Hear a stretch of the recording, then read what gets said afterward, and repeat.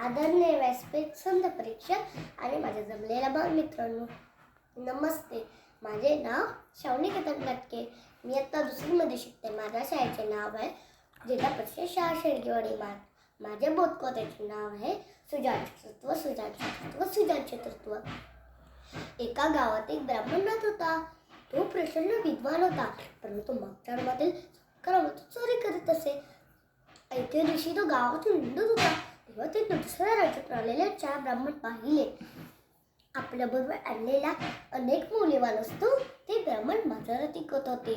पाहता त्यांच्याकडे खूप धन जमा झाले. ते 5 ब्राह्मण चिंतेत बदलले.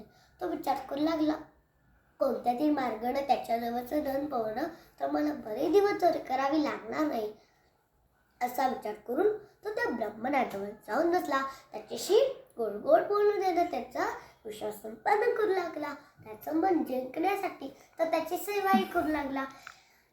एक दिवस दुसऱ्या राज्यातील त्याच्या ब्राह्मणांनी स्वतःकडे सगळं माल विकला आणि त्या पैशातून बरीचशी मौल्यवान खरेदी केली.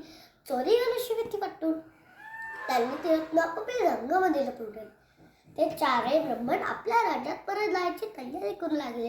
हे पाहून ब्राह्मण काळजीत पडला. त्यानं विचार केला, इथं तर त्यांच्याकडे माल पोहता येणार नाही, म्हणून त्यांच्याबरोबर जाणंच योग्य होईल. रस्त्यामध्ये वेळ पाहून त्या ब्राह्मणाला विष देऊन ठार करू आणि नंतर सारे रत्न माझे होतील. त्यानं मोठ्या किरणाने प्रार्थना केली, मला तुमच्या सेवाचा फार मोह पडला. इथं एकटं राहणं माझं मन लागत नाही, तर मला सुद्धा तुमच्याबरोबर नाही. त्याच्या ब्राह्मणांना त्याची दया आली. त्यांनी त्याचं ब्राह्मण आपल्यावर घेतलं. ते 5 जण एका गंधार जंगलाच्या मध्यभागातून चालत होते. एवढ्या डाकूंनी पाळलेले कावळे ओरडू लागले, पहा लाखोंची रत्न घेऊन धनवान माणसं पायी चाललेली आहेत. त्यांना मारून रत्नांची लुटालूट करा. चोर दरड लगेचच त्या ब्राह्मण हातातून पडले आणि त्यांना काठ्याने बदड जखमी केले. ते ब्राह्मण जमिनीवर पडले. तेव्हा त्यांची झडती घेतली. सर्व प्रकारे तपासणी करून कोणती रत्न सापडली नाही.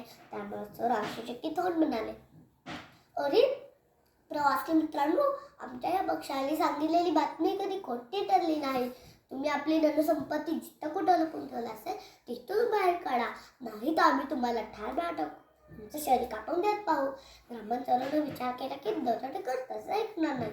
ते सर्व ब्राह्मणांना मारून टाकतील आणि सगळे रत्न घेता आपल्याला हत्या करतील. नंतर कुणालाही टळत नाही, आपल्याला एक दिवस मरायचंच आहे. अशा परिस्थितीत हा बिचाऱ्या ब्राह्मणाचं रक्षण करण्याकरता मी स्वतःच बलिदान का करतोय, असा विचार करून तो चोरांना म्हणाला, तुमचा आमच्या सांगण्या विश्वास बसत नसेल तर असं करा, प्रथम मला ठार मारा आणि मी शरीरात काही रत्न लपवून ठेवला आहे तो नाही ते पहा. ब्राह्मण चोरांना मी शरीरात काही रत्न लपून ठेवला आहेत का नाही पहा. चोराने त्याला ठार मारलं.